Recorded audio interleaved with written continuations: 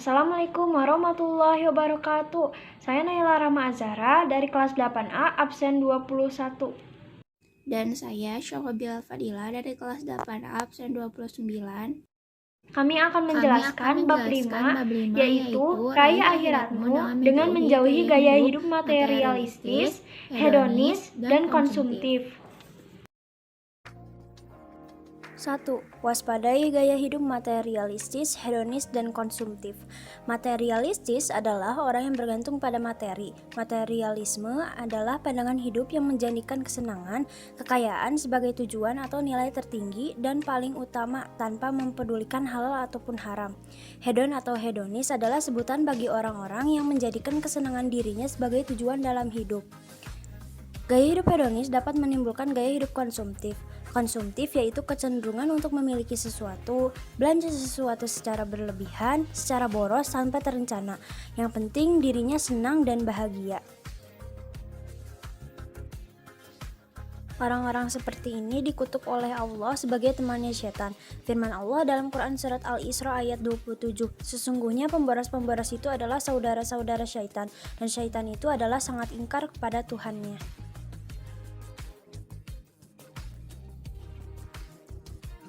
2. Al-Quran Surat Al-A'la ayat 14-19.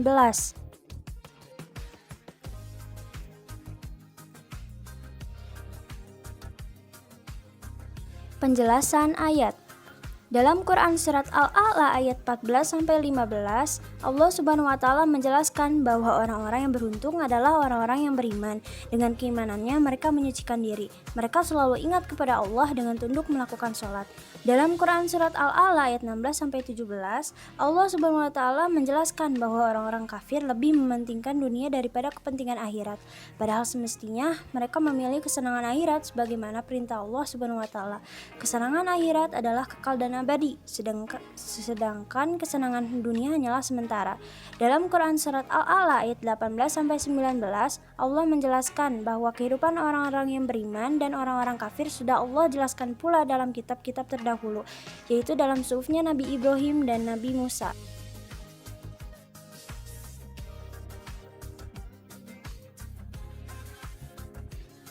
Al-Quran Surat Al-Qasas ayat 77.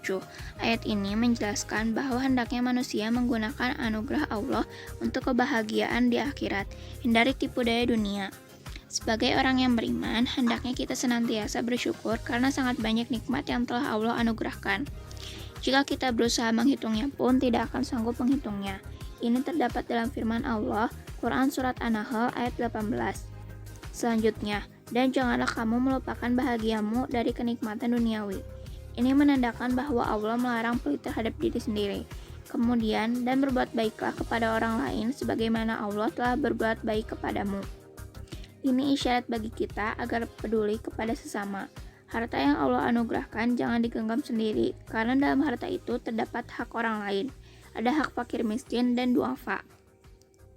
Pada akhir ayat, dan janganlah kamu berbuat kerusakan di muka bumi.